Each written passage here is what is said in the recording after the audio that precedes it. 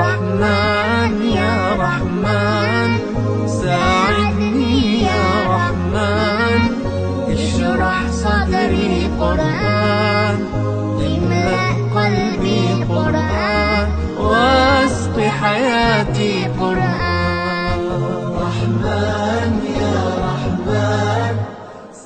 د خدای په نامه سلامونه نیکي له دوستانو. نن غواړم چې یوه ډېرې مهمې موضوع ته چې دا څو ورځې په فیسبوک کې بعضې یهودیان پروپاګاندا خپروي او هغه دا ده چې آیا پښتانه د یهود قوم څخه دي یا نه دي.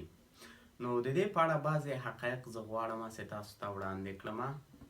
البته پښتون یګانه قوم ده چې د مشابهت له مخې یهودیانو سره ورته والی لري او ما خپله بعضې مستند ویډیوګانې ولیدلې په یوټیوب کې چې د پښتنو او د یهودیانو ورته والی ښیي چې د هغه ورته والي له مخې زه هم په دې قناعت مې وکړ چې شاید پښتانه د یهود د قوم څخه یي.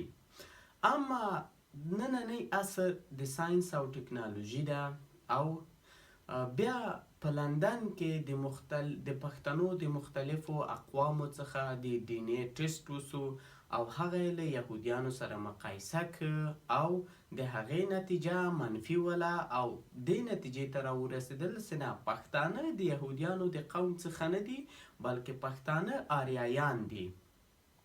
نو هغه یهودیان چې دغه پروپاګاندا خپروي نن په فیسبوک کې یا دوی جاهله دي یا هم د ډي ان اے د معایناتو څخه خبر نه دي چې پښتانه هیڅ د یهود د قوم څخه نه دي. البته دا نتایج د پښتنو د مختلفو اقوامو سره اخیستو، د هغوی ډي ان اے واخیستله په لندن کې او دا یو رد سوی موضوع ده، پښتانه یهود د قوم څخه نه دي. دا که په منطقي ډول وڅېړو نو یهودیان چې دي حدود د 10 میلیونه دي، حال دا چې پښتانه 80 میلیونو ته رسیږي.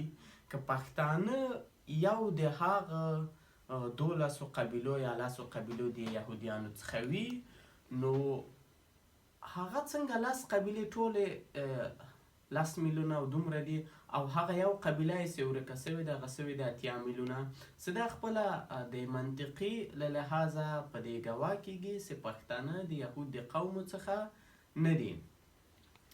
احیانا که پښتانه د یهود د قوم څخه ول، نن به ما هم په افتخار ویله چې زه افتخار کوم چې د یهود د قوم څخه یم، ځکه د دغه ورته والي په اساس یهودیان او پښتانه د دنیا هوښیارترین خلکو څخه دي.